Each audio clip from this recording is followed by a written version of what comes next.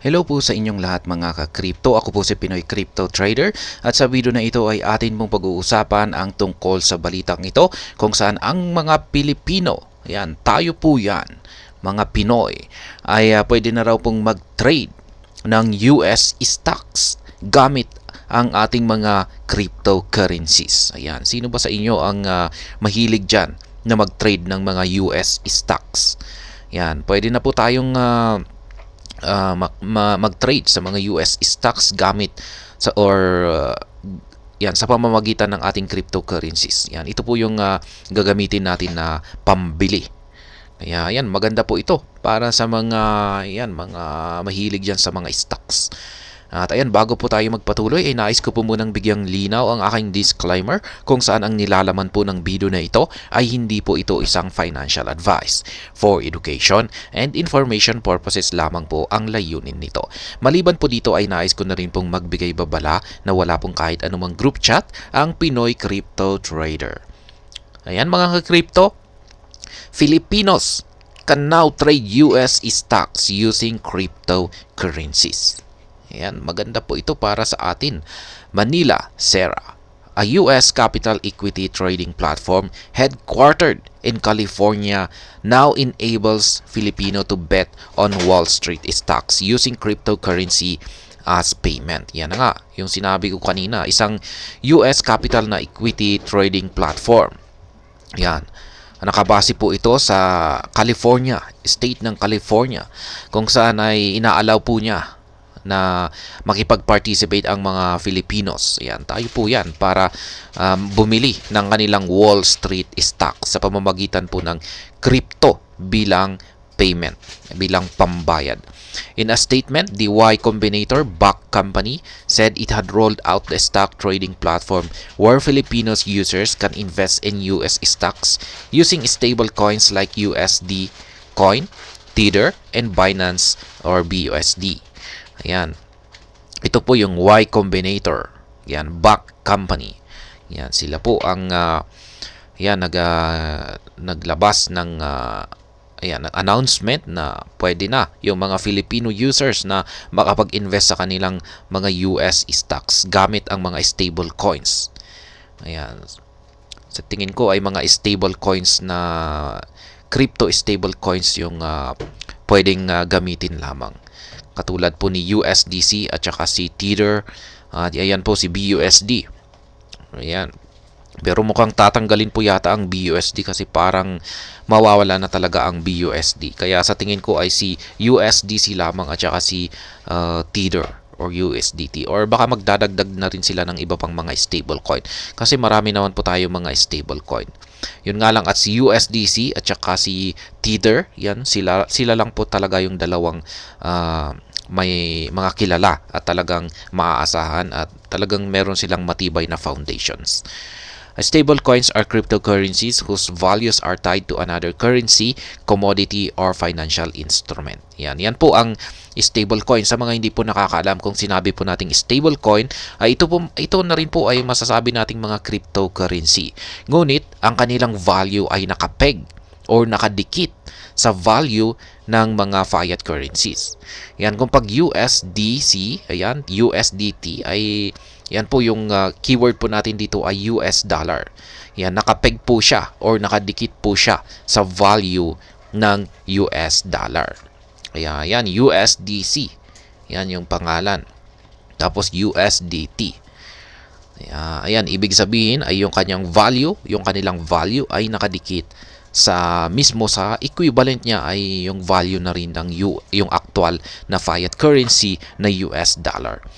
Sera is revolutionizing the entryway to the US stock market through a seamless deposit, purchase, and trade process. Our core values of stability, transparency, and accessibility ensures that diverse global communities, including Filipinos, can confidently engage with the market. Sera product lead Daniel Fan said. Yan. Kaya noon kasi ay may yung tayo dito sa Pilipinas ay yung mga gustong mag-invest sa mga US stock market ay medyo hirap po tayong makabili ng mga US stock market. Kaya limited lamang tayo dito sa atin kung ano yung meron sa atin, mga Philippine stocks. Yan, dyan lamang po tayo nakakapag-invest. Ayan, kung pag gusto nating makipag-participate sa mga US stock market ay, ayan, ang dami pong mga requirements. Ayan, yung mga iba pa ay biglang, yung parang mag-i-issue sila na hindi sila nag-a-allow ng ibang mga investors na mula sa ibang bansa. Kaya ngayon ay medyo maganda na po ngayon ang mukhang medyo hindi na gaanong stricto ang US stock market kung saan ina-allow na po nila yung mga international investors yan na makabili ng US stocks. At ayan, ngayon ay isa na po ito, yung sa pamamagitan ng cryptocurrency ay pwede na po tayong makabili ng US stocks. Ayan, maganda po ito para sa atin dito. Ayan, para sa ating mga Pilipino. Users can now trade stocks of industry giants like Tesla Incorporated, Apple Incorporated, and Microsoft Corporation via the platform. Ayan, pwede na po tayong bumili ng Tesla. Ayan, Tesla ni Ginoong Elon Musk. Ayan, Apple at saka Microsoft Corporation. We aspire to empower anyone in the world with global investment opportunities, emphasizing ease and user fund security. Yan, fund added. Sera, founded in 2022, is the first stock trading platform that takes deposits in the form of cryptocurrency. Y Combinator, a tech startup accelerator also based in the US, invested in the company that same year. Ayan. Yung Sera, founded in 2022. Yung dati, ginagamit ko yung si Abra. Yan, si Abra wallet. Pwede ka pong bumili ng stocks kay Abra, US stocks. Pero hindi po nagtagal ay biglang hinabol po yata sila. Nagkaroon sila ng problema sa kanilang regulators, mga financial regulators, na pinagbabawal po na magbenta sila ng US stocks sa kanilang mga international users or clients. Kaya biglang sinara po nila. Nag-issue naman po sila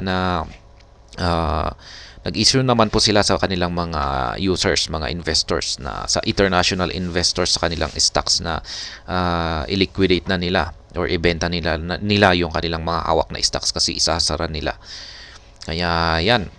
Pero ngayon ay mukhang medyo naging hindi naggaanong stricto, medyo naging maluwag na ang US. Ayan, mga US regulators sa kanilang stocks.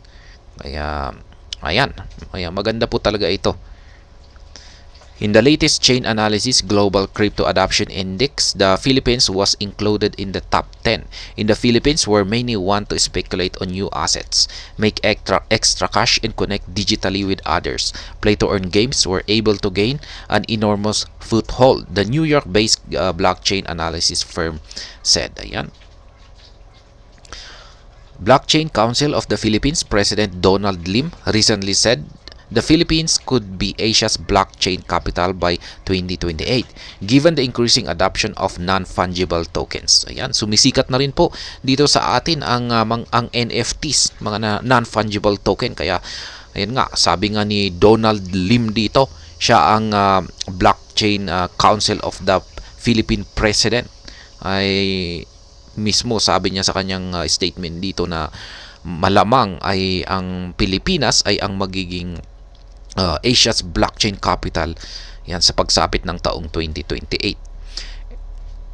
NFTs are unique digital assets that could be bought as investments and can be traded later on via exchange platform. Ayan, sa mga hindi po nakakaalam, ang NFTs ay considered mga digital assets na rin ito. Ayan, na pwedeng bilhin ng mga investors at i-trade po nila kapag tumaas na ang presyo ng mga ito sa mga exchange platform. Kaya ayan, parang crypto na rin ang NFTs. Ayan, yun nga lang at parang meron itong ito ay parang product. Ayan, item. Parang item na rin ang mga NFTs.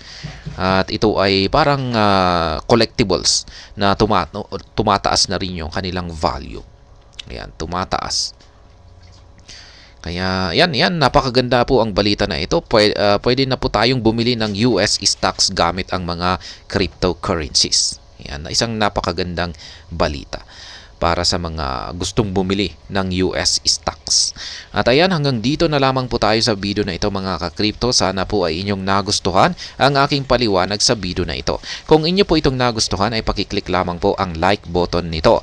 Para naman po sa mga bago lamang dito, kayo po ay aking inaanyayahan para mag-subscribe. Pakiclick na rin po ang bell icon nito dahil ito po ang siyang magsisilbing notification nito sa mga bago kong videos na akin pong ina-upload sa aking YouTube channel na ito. Marami pong salamat sa panunood. Ingat po tayo lagi at God bless po sa ating lahat.